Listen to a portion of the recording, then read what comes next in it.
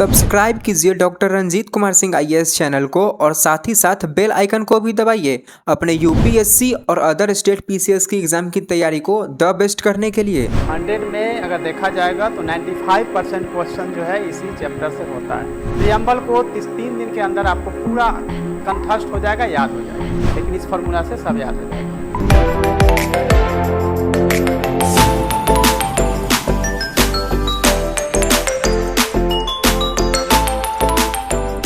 Polity में क्या पढ़ना है क्या छोड़ना है वो उसको देख लीजिए, ठीक है।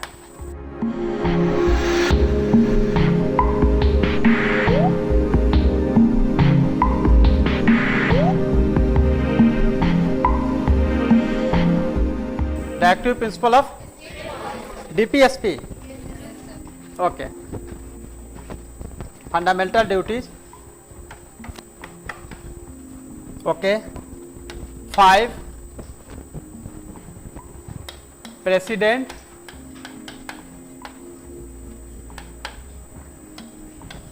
वाइस प्रेसिडेंट, पार्लियामेंट,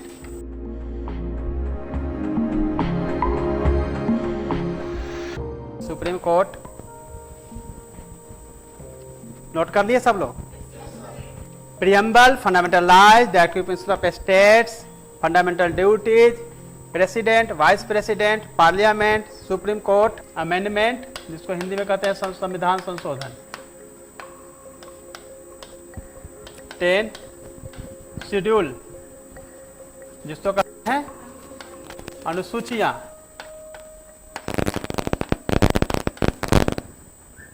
10 तक हो गया। 11 पंचायती राज, 12 कैग या फिर अटॉर्नी जनरल ऑफ इंडिया, ये सब इसका चैप्टर का पार्ट होगा, ठीक है ना। एक और रह गया है, इसमें छूट गया है, कौन सा? एक और छूट गया है, गवर्नर। हाँ, क्या बोल रहे हो?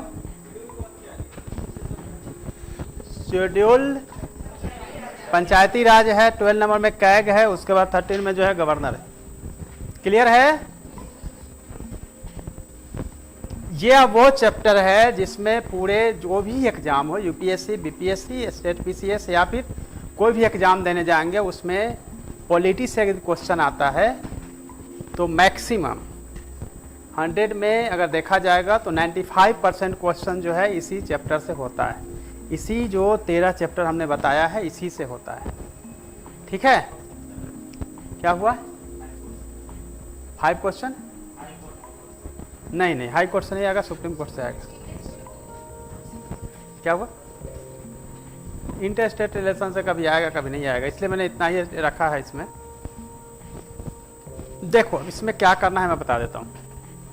कुछ चैप्टर जो है वो इम्पोर्टेंट होता है।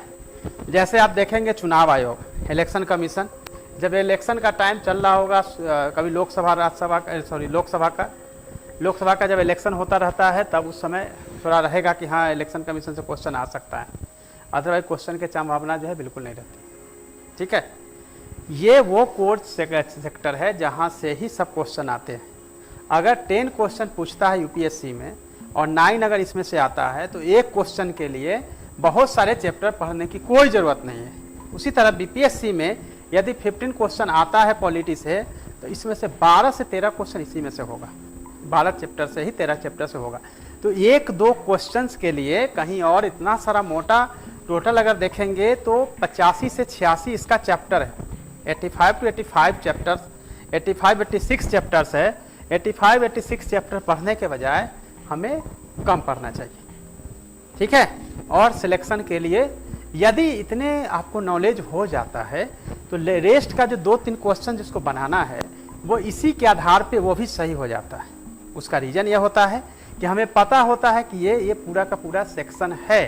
इसके अलावे जो चीज़ें आ रही है आप अनुमान के आधार पे सही आंसर पे पहुंच जाते हैं, ठीक है। इसके लिए ज़रूरी नहीं होता है कि आपको अलग से इंटर स्टेट रिलेशन वगैरह को पढ़ने की ज़रूरत है, क्योंकि इंटर स्टेट रिलेशन में क्या होता है? स्टेट लिस्ट होता है, आपको सेंट्रल लिस्ट होता है और फिर कंकरेंस लिस्ट होता है, संघीय सूची, राज्य सूची और संवर्ती सूची। तो वो सूची बदलता रहता है, बट एक आपको आइडिया लग जाएगा कि पुलिस होगा तो कौन सा होगा, ठीक है ना। आपको एक आइडिया लगेगा, अच्छा पुलिस है, स्टेट देखेगा, है कि नहीं। एजुकेशन होगा तो क्या होगा, क्योंकि दोनों का देखना है कंकरेंस, तो आपको पता चलेगा कि CBSE इधर बिहार बोर्ड, पैसा उधर से भी आता है, यहाँ भी लगाता है, जब भी रिलेशन होता है। अभी आपका न्यू एजुकेशन पॉलिसी आया था, तो आया ना, स्टेट को भी लागू करना है, सेंट्रल से बन के आया, तो एक आइडिया लग जाएगा कि अच्छा ये ऐसे ऐसे ये हो सकता है, जो लार्ज स्केल पे आपको दिखेगा। लेकिन जैसे ही इंटरनल सिक्योरिटी की बात आएगी, बोलेगा अच्छा तो डिफेंस का कहाँ पे आएगा, सेंट्रल में सी, उसमें कुछ सोचने की जरूरत नहीं है, ठीक है। फॉरेन पॉलिसी का क्लियर है, तो वो आपको ये कुछ ऐसे चैप्टर्स होते हैं जो ऑटोमेटिक आपको आइडिया लगता रहेगा।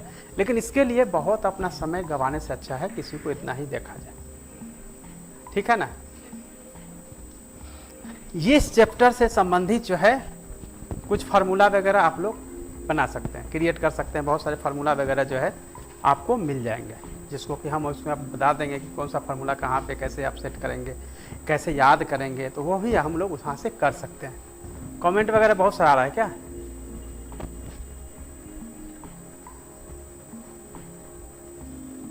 अच्छा एक बार हाथ नहीं जोड़े हैं इन्होंने, लगभग 50-60 बार हाथ जोड़ा है। चलिए ठीक है, सबको आपने 50 बार जोड़ा है, मेरी ओर से आपको 1000 बार हाथ जोड़ रहे हैं।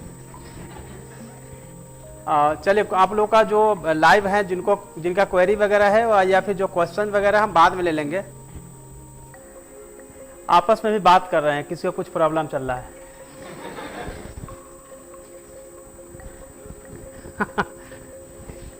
अच्छा कोई नहीं, समस्या जो है ना, जब गीता का है, आप लोग जानते होंगे, जब समस्या पैदा होती है उसी के साथ समाधान पैदा होता है। इसलिए किसी का लाइफ में अगर टेंशन शुरू होता है तो उसी के साथ उसका अंत भी निश्चित होता है, वो भी अंत आने वाला होता है। याद करने के 10 मैजिक टिप्स जो बताए थे, उसमें दिया हुआ है जो कुछ फार्मूला वगैरह, उस फार्मूला को ही इलैबोरेट कर देते हैं।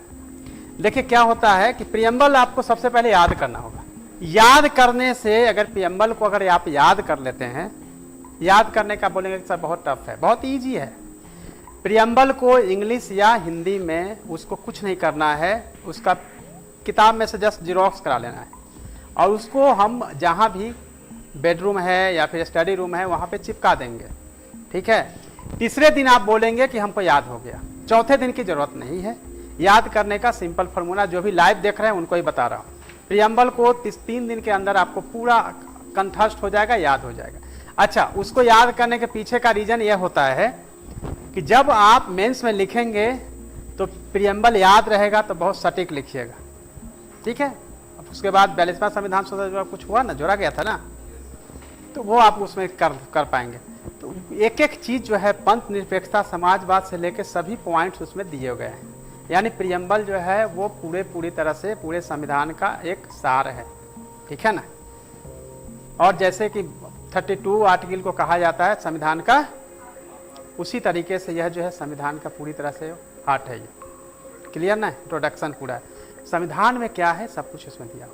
प्रीएम्बल हर एक, एटलीस्ट जो आप तैयारी करते हैं, हम तो कहते हैं हर एक नागरिक को याद होना चाहिए, लेकिन यह एटलीस्ट याद होना चाहिए। सब लोग याद करेंगे, इसीलिए आप लोगों को याद करके आना है। मैं किसी से पूछ सकता हूँ, अब बोलेंगे कि सर आप तो आज टास्क दिए, कल पूछिएगा तो कैसे होगा। नहीं, चलो आज छोड़ देते हैं 2 दिन तक। लेकिन जो मैंने कहा है, क्लास ओवर होने के बाद जीरोक्स कराना है, उसको चिपकाना है।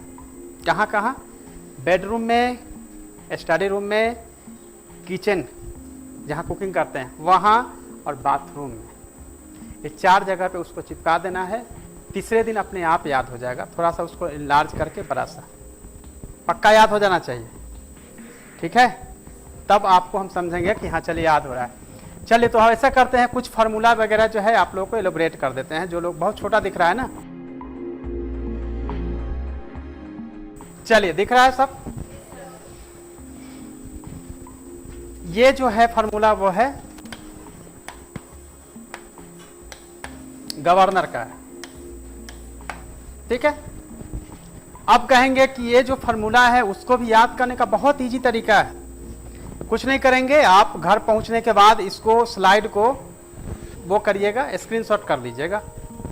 ऑलरेडी वीडियो लाइव हो रहा है तो आप लोग को है, मेरे चैनल पे है, या लिखना है लिख लीजिए जल्दी जल्दी जो क्लासरूम में है। गपा निकायोसक आछविक है, बहुत सिंपल है। गपा निकायोस गपानिका योसक आचवी कहवे। देखो भाई मेरे को सब फार्मूला जो है 10 ईयर्स होने के बाद भी याद है, हमको याद करने के लिए बहुत ज़्यादा कुछ करना नहीं पड़ता है।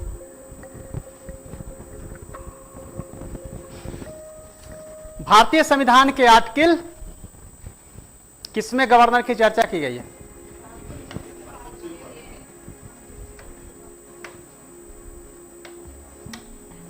वन 153 में, ठीक है, ओके। यानी कि भारतीय संविधान में गवर्नर की चर्चा कहां की गई है और गवर्नर के पास क्या क्या पावर होगा, इसकी चर्चा भारतीय संविधान के आर्टिकल 154 में, उसकी नियुक्ति की चर्चा भारतीय संविधान के 155 में, कार्यकाल कितना साल होगा, कैसे हटाया जा सकता है, इसकी चर्चा भारतीय संविधान के 150।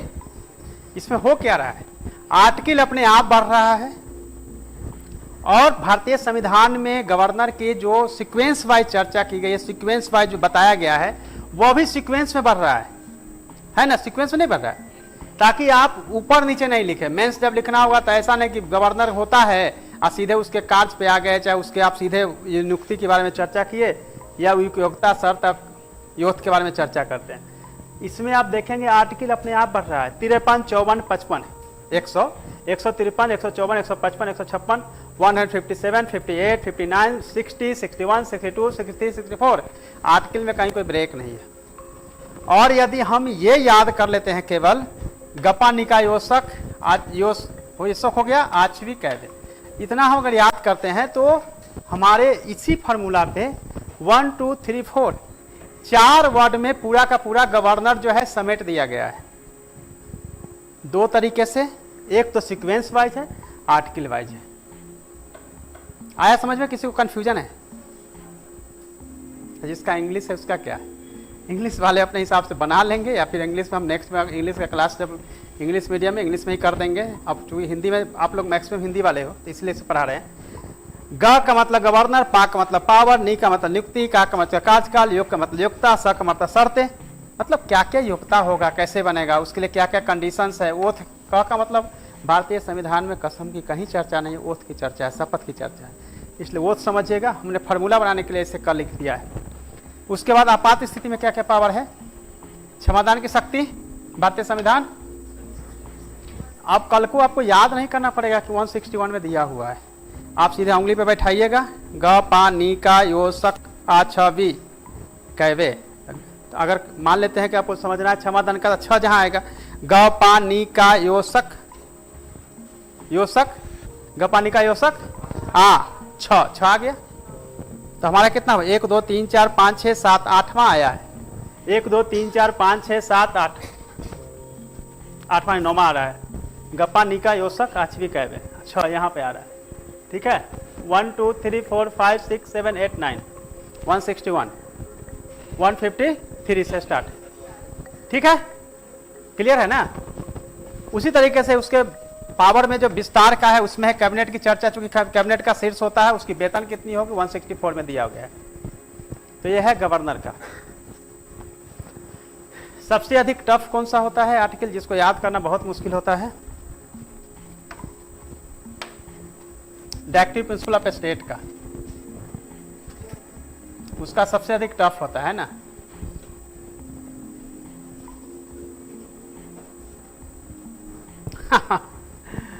इसको मैंने बहुत ही सिंपल में रेडी किया है, ठीक है।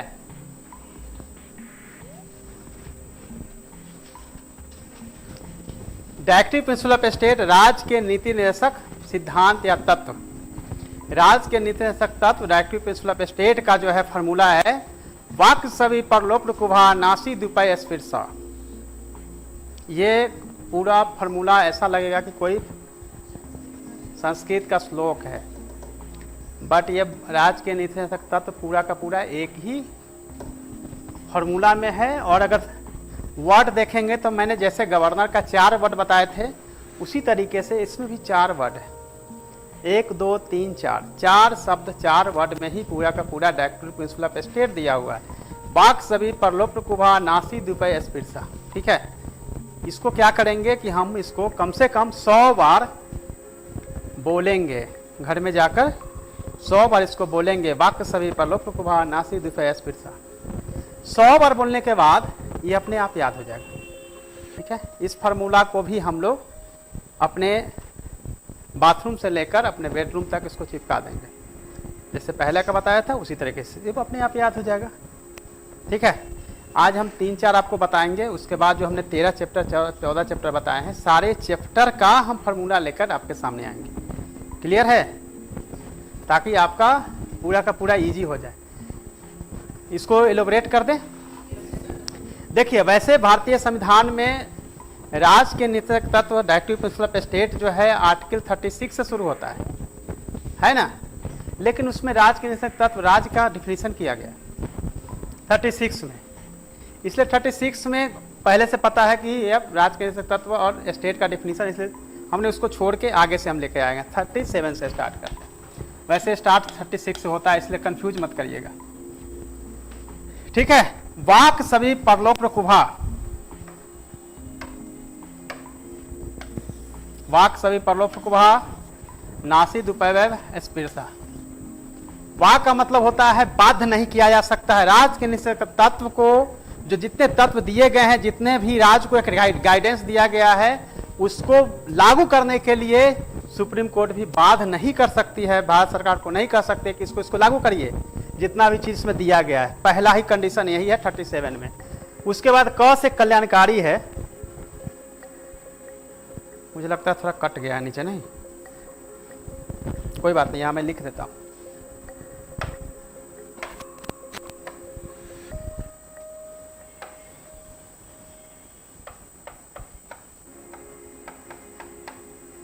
इसमें कल्याणकारी स्टेट की परिकल्पना की गई है। ऐसा स्टेट होगा जिसमें कि ऊंच नीच भेदभाव सभी तरह की समाप्ति होगी और सभी के कल्याण के लिए, यानी वेलफेयर स्टेट का डेफिनेशन कहाँ है?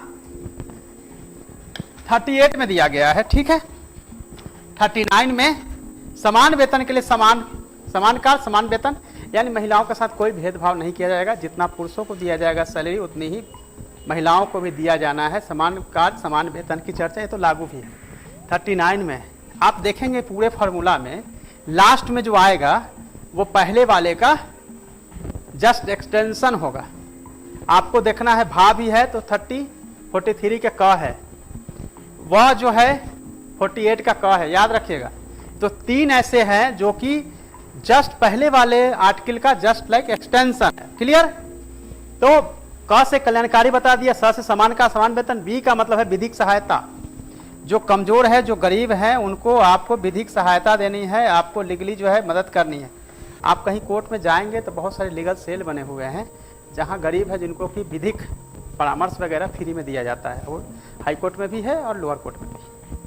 ये सब इस कंडीशन के हिसाब से उनको करना है। पंचायती राज, प्रा का मतलब कहाँ पे है? भारतीय संविधान के 40 में। पंचायती राज, लोक सहायता, जितने भी है, बूढ़े हैं, बच्चे हैं, गरीब हैं, उन सबको लोक सहायता की चर्चा लोक कहा गया है। स्टेट इस कार्य को करेगा भारतीय संविधान के आर्टिकल 41 के। प्रसूति सहायता, जिसके तहत बहुत सारे स्कीम वगैरह आपको देखते हैं चलता है, 42 में दिया गया है, 43 में दिया गया है। कुटीर उद्योग, महात्मा गांधी का जो था विजन, उसके हिसाब से कुटीर उद्योग को प्रोत्साहित करेगा राज्य और लगवाएगा। ठीक है, और इस प्रोत्साहन में बहुत सारे स्कीम आपने देखा होगा। उसके बाद जो है, जब भी कोई भी ट्रेड यूनियन एक्ट वगैरह बनेगी, जब भी कोई लेबर रूल वगैरह बनेगा, उसमें उससे संबंधित ट्रेड यूनियन के जो लेबर वगैरह हैं उनकी भागीदारी सुनिश्चित करनी है। ये 43 में अलग से संविधान संशोधन करके जोड़ा गया 43 के का। उसी तरह से ना का मतलब है समान नागरिक संहिता, नागरिक संहिता नहीं, समान नागरिक संहिता। ये कहाँ कहाँ लागू है? वह में है ना।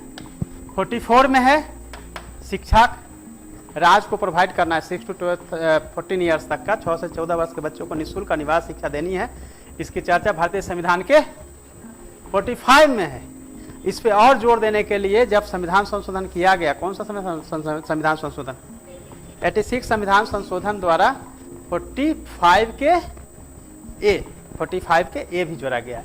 तो चूंकि ये उससे पहले मैंने बनाया था, इसलिए इसमें ये रह गया है। ओके, दुर्बल वर्गों के लिए कल्याण की बात की गई है, पोषण की बात करके 47 में 48 में किया गया है, वैज्ञानिक पद्धति से खेती वगैरह की जाएगी, और उसके बाद वन जीव संरक्षण इसी के आधार पर अधिनियम बना था 44 के क में राष्ट्रीय स्मारक, जितने भी राष्ट्रीय स्मारक उसकी रक्षा, उसकी सुरक्षा, उसका मेंटेनेंस वगैरह सबकी चर्चा जो है 49 में है। और शक्ति का पृथकीकरण, पृथकीकरण शक्ति का, कार्यपालिका, न्यायपालिका और विधायिका, ये तीनों में पृथकीकरण की चर्चा 50 में किया गया है। और 51 में किया गया है अंतर्राष्ट्रीय शांति समझौते के बारे में। शांति केवल लिख दिया है, का मतलब शांति, लेकिन ये शांति समझौतों को प्रोत्साहित करेगा, जिससे कि इंटरनेशनल लेवल पे क्या होगा, पीस, अंतर्राष्ट्रीय शांति जैसी चीजें हो। जैसे अब देखें यूक्रेन और रसिया के बीच हो रहा है, भारत का प्रयास हमेशा यह होना चाहिए कि हमें उस जो अशांत है या फिर युद्ध की माहौल है उसको शांत किया जाए, उसको ठीक ठाक किया जाए। ये पूरा का पूरा जो है कितना देर में हो गया, ये 5 मिनट में आपको हो गया। तो इस तरह से आप इसको देखेंगे। इस तरह से कुछ और भी फार्मूला आपको हम अब जस्ट जल्दी जल्दी एलोबरेट कर देते हैं।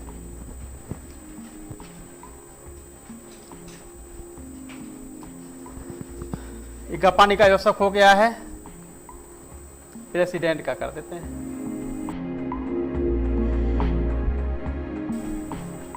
ओके, देखिए प्रेसिडेंट में प्रेपानितिका पियोस्कम, प्रेपानितिका पियोस्कम कम्बी छवि, ठीक है।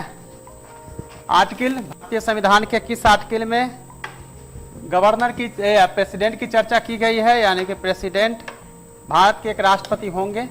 52 प्रेसिडेंट, ठीक है। प्रे का मतलब प्रेसिडेंट, पा का मतलब पावर, न्यू का मतलब नियुक्ति, ता का मतलब तरीका, का मतलब कार्यकाल। प्रेपानितिका उनकी पुनः नियुक्ति हो सकती है भारतीय संविधान के आर्टिकल 57। योग्यता क्या होगी, शर्तें क्या होगी, और का मतलब कसम मत समझिएगा, ओथ यानी कि शपथ, शपथ उनको लेना होता है ना। और माँ का मतलब महाभियोग, ठीक है। ये आर्टिकल 61, सब आर्टिकल कंटिन्यू है, ठीक है। यहाँ से लेकर 52 टू लेकर 61 तक ये आर्टिकल कंटिन्यू है। क्लियर?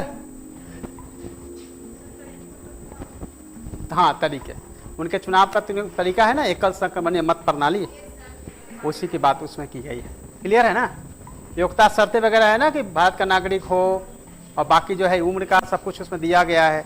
और शर्त में दिया होगा दिवालिया नहीं हो, बैंकरप्ट नहीं हो, मानसिक रूप से ठीक हो, ये सब शर्त वगैरह में दिया हो।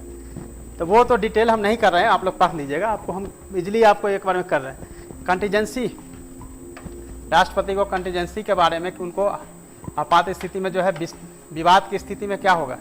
देखिए यहाँ 61 से 770 आया है, यानी कि गपानिका योसक तक जो है वो कंटिन्यूटी में है। गपानिका योसक प्रेपानितिका पियोस्कम तक जो है, हम गवर्नर का बता रहे, प्रेपानितिका पियोस्कम तक कंटिन्यूटी है ना 61 तक। ये बीच में जो है 70 आ गया, कारण वाइस प्रेसिडेंट आएंगे, ठीक है। वाइस प्रेसिडेंट जो है उपराष्ट्रपति आएंगे, इसीलिए चूंकि दोनों से संबंधित आगे का आर्टिकल है, इसीलिए उसको आगे रखा गया है। उसका भी फार्मूला है, इसमें ना होगा तो ही बता देंगे। उस रानी कानक होता है, ऊ का मतलब उपराष्ट्रपति, सा का मतलब पदेन सभापति होता है राज्यसभा का, पता है ना, एक्स ऑफिसियो।